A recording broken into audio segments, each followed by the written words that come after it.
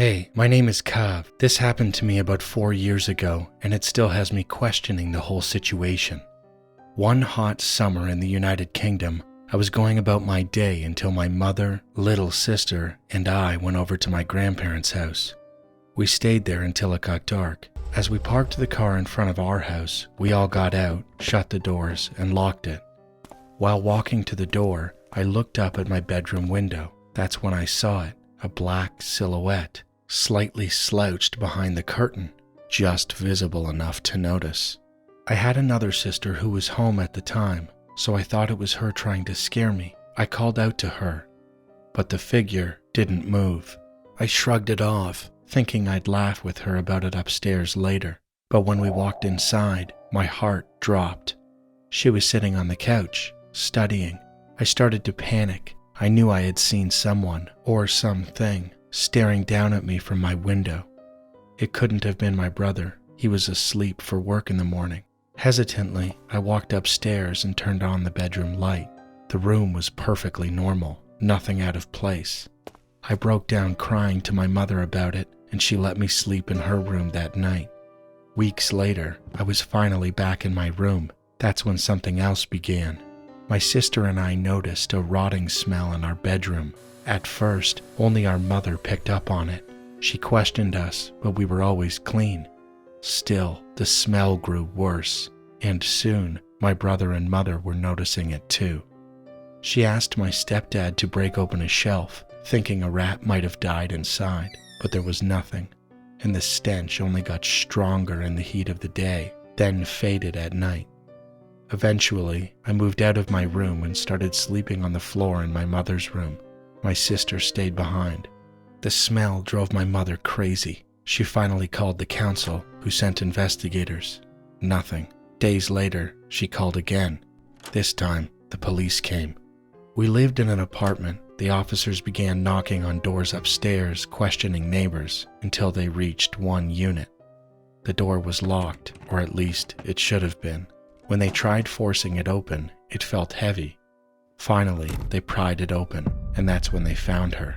Behind the door lay the body of an elderly woman. One of the cops rushed outside to throw up. She had been dead for days. Later, my mother sat my sister and me down. She told us quietly, "Girls, that smell you've been inhaling was a corpse." We were in utter shock. My sister asked if they knew how she died. My mother said, "They're not sure. She was found behind her front door, so maybe a stroke, maybe a heart attack." The saddest part, they discovered she had no family. She lived alone, and she died alone. To this day, I still wonder if the silhouette I saw in my bedroom window was her.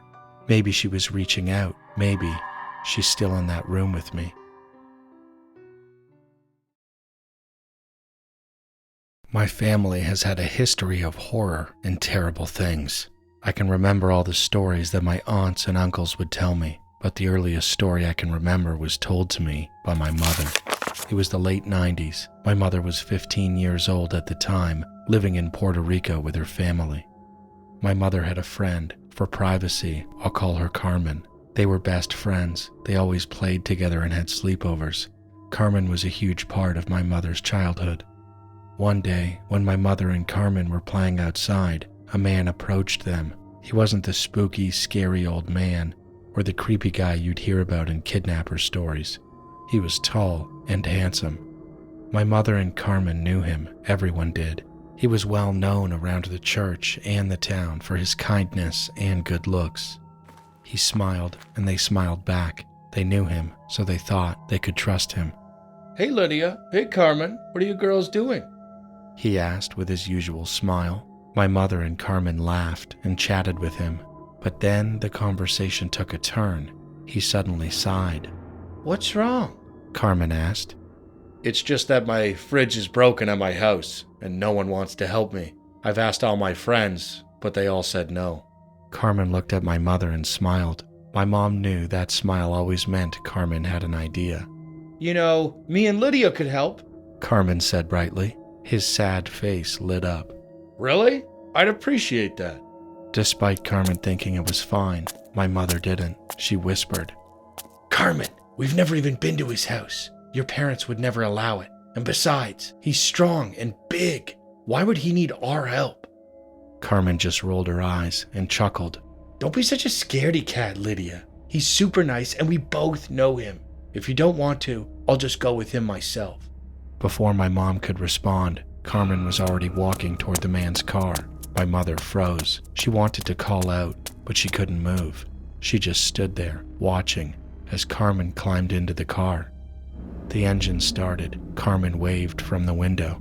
My mother forced a nervous smile and waved back as the car drove away. The next day, my mother was washing dishes when she heard voices in the living room. She peeked and saw Carmen's parents talking to hers. When they noticed her, they rushed over. Lydia, dear, do you know where Carmen is? They asked. Her parents stood beside her, waiting for an answer. My mother replied, Yes, she went with Tulio to help him fix his fridge. The room fell silent. Her parents looked concerned. Carmen's parents looked terrified. They thanked her, then quickly left. My mother felt uneasy. It was unlike Carmen to not come home. She always came home when the streetlights turned on. A day later, my mother was walking to school when she noticed a commotion near a house. Curious, she walked over and froze in horror. Carmen had been found. Her body was stuffed inside a black garbage bag. Her face was twisted in terror. Her eyes rolled back. Behind the police tape, my mother saw Carmen's parents crying. After Carmen left with the man, he had taken her to his house and killed her. It was one of his neighbors who discovered the truth. Their dog had run to a garbage bag, scratching at it. When the neighbor looked closer, they saw Carmen, and they immediately called the police. Nobody could believe it. The kindest, most trusted man in their town had done the most evil thing. My mother never saw him again, but even now, she still has nightmares about him.